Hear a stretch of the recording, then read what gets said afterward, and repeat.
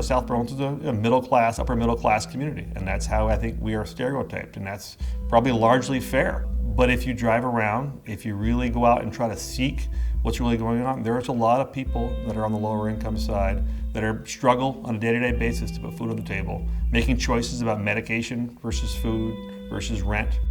The food insecurity in South Burlington exists, and it exists in a serious way. We can provide some support there.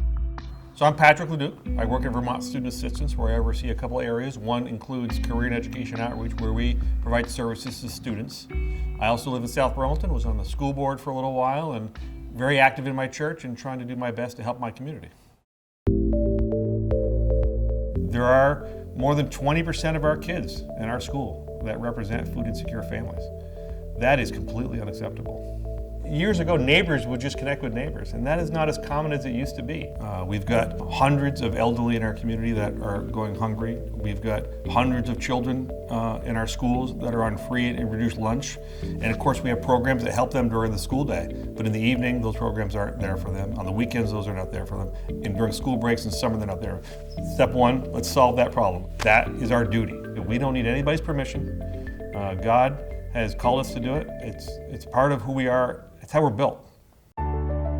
There's a great prayer, the Litany of Humility. And I love that prayer because it reminds us that it's not about us at all. Well, let's raise other people up. Always looking to raise other people up. And that doesn't mean we don't get raised up, because everybody's praying that we want others to raise up when it's our turn, when God's calling us to do what He wants us to do. We'll be there, we'll be ready. Others will ask us to be there. It's knowing our role and respecting everybody else's role at the same time. When you start serving people, and you do it out of love and generosity, it's pretty amazing. The food shelf is not a moment of celebration, right? We're doing at that moment what we should be doing.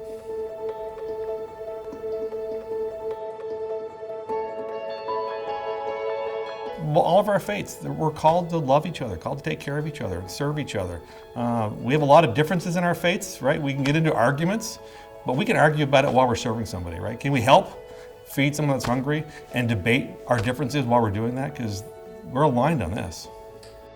And if all of this work comes together through this community, through these conversations of love and dignity and respect, even if we completely fail, nothing bad happens. So there's no reason not to do it. People can contribute their time if they have it, or if they're really busy. We'd love to have time. If you don't have time and you have resources, financial, we need support to run the food shelf. If you have access to food and you want to help us figure out how to gain access to our community, that'd be helpful. If you want to pray for us, we'll take the prayers. We've fed them, but now that they're fed, let's figure out why they were hungry in the first place, and let's tackle that problem. Is understanding that the core problem is not that somebody's hungry right now. The core problem is, they couldn't get food because of some other cause. They were low income, they didn't have a livable wage. How do we tackle those problems as a community? And if what we're doing right now continues with those relationships, I think we're going to have hundreds of new friends. We're going to have bonds that are going to exist long beyond the food shelf is up and running. And that gives us the power to do new things after that. How else can we serve our community and bring community kind of togetherness in? I think we're going to have hundreds of people that will be bonded by this.